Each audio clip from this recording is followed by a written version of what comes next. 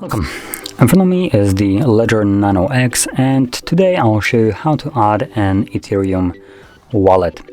So this will be just a strict wallet.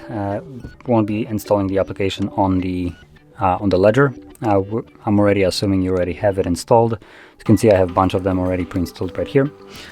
So anyway, let's get started by opening up the Ledger application. So Ledger Live. From here, I'm assuming you have already done it. Done it meaning added the Ethereum to your Ledger. If not, all you need to do is go into the manage your device and then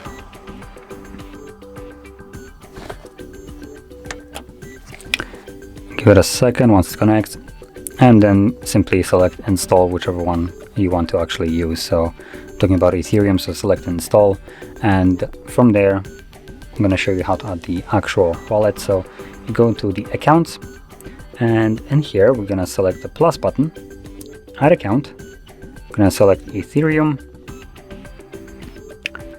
then choose your device. On the device we'll want to open up the Ethereum app, so press both of the buttons to confirm it.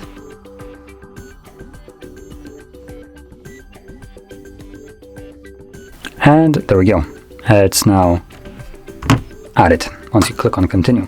So from here you can access it basically every time in the accounts, as you can see it's right over here.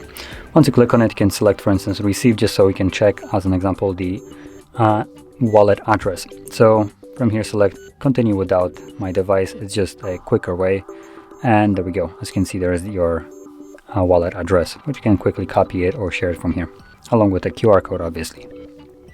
And that's how you would add this. So if you found this very helpful, don't forget to hit like, subscribe, and thanks for watching.